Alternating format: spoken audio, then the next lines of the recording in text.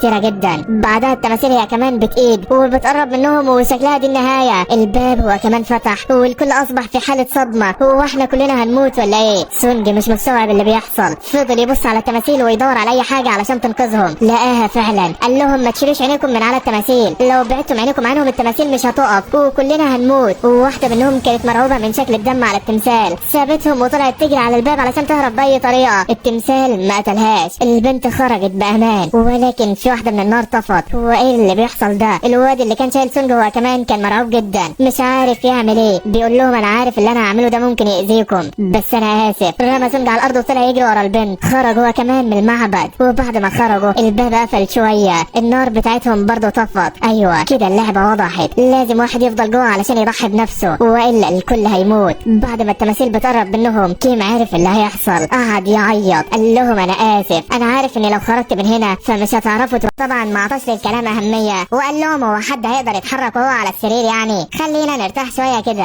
مر الوقت بسرعة، اليوم خلص، واثناء ما سونج كان نايم فجأة اتنقل جوه مكان غريب. ايوه دي منطقة العقاب، وحوش ظهرت من وراه. الواد خلاص هيعملها على نفسه. هو ايه اللي بيحصل ده؟ انا مش فاهم حاجة. اتكتب له كده بسبب انك ما عملتش المهمات اليومية اتنقلت لمنطقة العقاب، لازم تهرب من الوحوش دي لمدة 4 ساعات، ولو ما عرفتش فهتموت. الواد طبعا ما كانش فاهم اي حاجة وقلق جدا وما عادش قادر، فضل يجري من الوحوش وحاول يستخبى وجسمه وطاقته خلاص خلصت. الوحش ده كمان كان خلاص قرب منه وهيقتله، وهوبا ال4 ساعات خلصت. سونج رجع للمستشفى تاني، الممرضات شافوه بالشكل ده لحقوه بالعافية. الواد بعدها تاني يوم فهم كل حاجة، عرف انه لو ما عملش المهمات اليومية فحرفيا هيتجلد. بقى كل يوم قبل ما يفطر ولا اي حاجة يقوم يعمل المهمات اللي عليه ويخلصها الاول، ونتيجة لكده الواد طاقته زادت ولياقته البدنية علت جدا. الدنيا تمام التمام. في نفس الوقت ده بقى كانت جوهي قاعدة في البيت كده ومكتئبة وفي حالة صدمة نفسية من اخر حاجة حصلت معاها. البنت تعبيرها حزينة جدا ومش بتفكر تعمل اي حاجة، ولكن بعد ما بتعرف ان سونج بخير وعايش بتفرح جدا وبتقرر انها تروح وتزوره في المستشفى. وصلت على هناك فعلا، لقت شوية من الممرضات بتتكلم عليه وبيقولوا ان المريض ده مش طبيعي، لسه كنا بنعالجه من كام يوم ولكن هو دلوقتي بيفضل يتمرن من الصبح وبقاله 4 ايام على الحالة دي. هو ايه اللي بيحصل معاه؟ جوهي بعد ما بتسمعهم بتعرف ان سونج عدى الصدمة على عكسها، وبتقرر انها تسيب له الهدية على الباب كده وبعدين تمشي. في الوقت ده بقى سونج كان خلص التمارين اليومية بتاعته والدنيا تمام معاه. بيكتشف انه اذا خلص التمارين بيحصل على مكافآت يومية زي اعادة طاقة جسمه ونقاط قوة زيادة وكده يعني. في اخر اليوم سونج بيحصل على صندوق عشوائي كده، والصندوق ده بقاله 3 ايام بيجيله، بيطلع له حاجات تافهة كده، ولكن النهارده جات له حاجة مش عادية. ايوه مفتاح مغارة من الدرجة الرابعة. سونج بقى كان عاوز يستكشفها بس قلقان وخايف لا يحصل له زي ما حصل معاه قبل كده. الواد بيشجع نفسه بالعافية، بيروح فعلا على مكان المفتاح، بيظهر له مكان ليه كده. الواد طبعا متردد يدخل، خايف من اللي جوه وخايف لا يحصل له حاجة،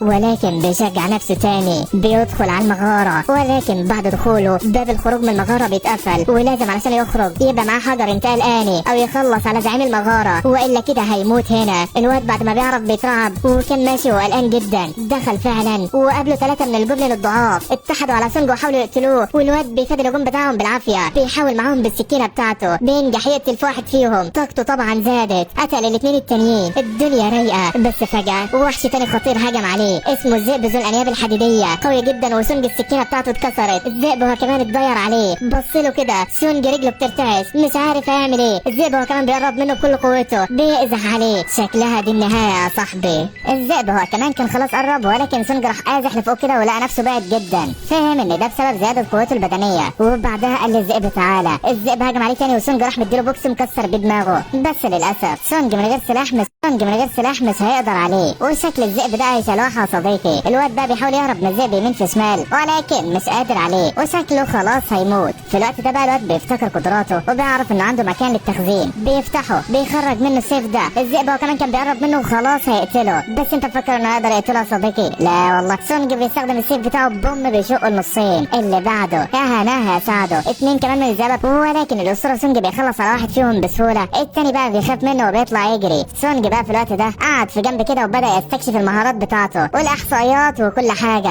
بيكتشف انه بعد قتله للذئب بياخد منه طاقة ومستواه بيعلى هو كمان. دلوقتي هو في المستوى الثاني، وكل لما يقتل وحوش اكتر كل لما مستواه هيعلى وقوته هتزيد اكتر. طبعا بيفرح جدا من التطور اللي عمال يحصل له وبيشجع نفسه وبيكمل الطريق. ولكن وهو ماشي بيلاقي الذئب اللي هرب منه جاب اخواته وخلاص الواد متحاصر. ذئابة حواليه من كل اتجاه. ولكن تفتكر ان ده هيفرق معاه صديقي؟ قولها معاي. لا والله، سونج بيكسر فيهم الواحد في التاني، محدش بيقف قصاده، بينهيهم كلهم وبيمتص طاقتهم. وبعد ما سونج بيخلص عليهم طاقته ومستواه بيعلو وبيكمل جوه المغارة علشان يجيب اخره. بيظهر له وحوش باشكال تانية، بس الواد خلاص بقى ما بيرحمش، اللي بيقابله بيحصل اللي قبله. بس بعد ما قتل كل الوحوش دي طاقته علت ومستواه زاد، وبقى صعب يزيد في مستوى بقتل الوحوش الضعيفة دي، فعلشان كده لازم يدور على وحوش اقوى. بيكتشف بعدها مدخل تحت الارض كده وبيعرف ان في وحش مش طبيعي هناك. الهالة بتاعته بتوصل له وبترعبه مكانه. سونج بقى بيفكر بدل المرة 1000 قبل ما يدخل جوه الكهف ده، وهو اصلا بعد هزيمة الذئاب ديت كان جاب حجر الانتقال الاني ويقدر يرجع في اي وقت هو عاوزه. بس الواد بيشجع نفسه وبيقول لنا للوحش ده.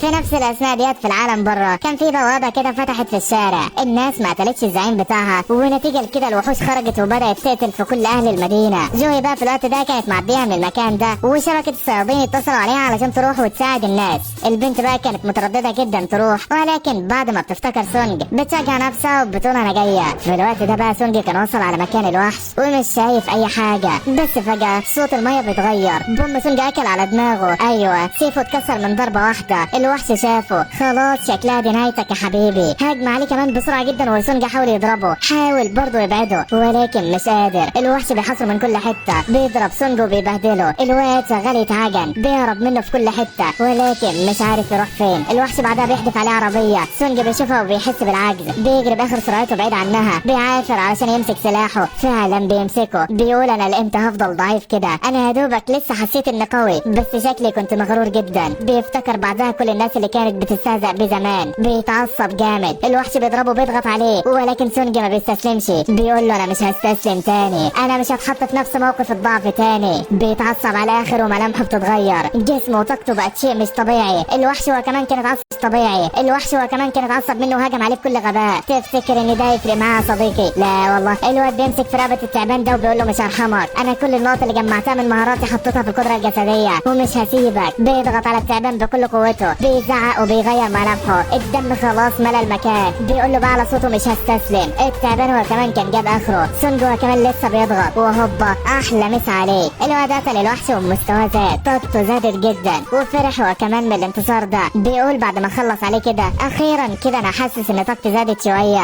وبعدها بياخد الحصاد من الوحش ده. بيظهر له سلاح جديد كده زي الخنجر، عنده قدرات عاليه جدا وليه قدره السم بتاع التعبان. سونج بقى طبعا بيحطهم في المخزن بتاعه، وبعدها المغاره بتخلص. الواد بيرجع العالم تاني وبيطلع من المكان اللي خرج منه. بيلاقي شرطه بيجري عليه بسرعه كده وبيقول له انت ايه اللي جابك هنا؟ مش مسموح لحد يتواجد في المنطقه ديت. سونج بيساله عن السبب. الشرطي ما كانش عاوز يرد عليه، ولكن لما شاف السيف في ايده عارف ان سونج صياد، وقال له بالله عليك تعالى معانا بسرعه، البلد في مصيبه. سونج ما كانش فاهم اي حاجه وراح معاه علشان يعرف الدنيا فيها ايه. الراجل بقى وهو في الطريق قال له في وحش خطير قريب من هنا. سونج فعلا بيلاحظ وبيستخدم قوته وبيحدد مكان الوحش ده. بيوصل على المكان بتاعه وبيلاقي هناك فعلا مجموعه من الصيادين اصحاب الرتب الضعيفه بتحارب في الوحش ده، ولكن مش قادرين عليه. الصيادين كانوا ملبوخين جدا وحرفيا الوحش هاين كرامتهم. جوي بقى هي كمان كانت في الوقت ده واقفه معاهم بتحاول تساعدهم، ولكن بسبب اخر مغاره ليها لسه مش عارفه تجمع قوتها. هي عباره عن عالة على الفريق ده مش اكتر. الوحش بقى هو كمان كان زود طاقته وخلاص هيقتل العيال دي ومحدش هيروح بيته. تخيل بقى ان حد هيموت والاسطوره وانجي موجوده يا صديقي. لا والله. الواد بيرجع لورا كده وبيجمع قوته في ايده، بيحدف السيف ده بكل قوته في الوحش وهوب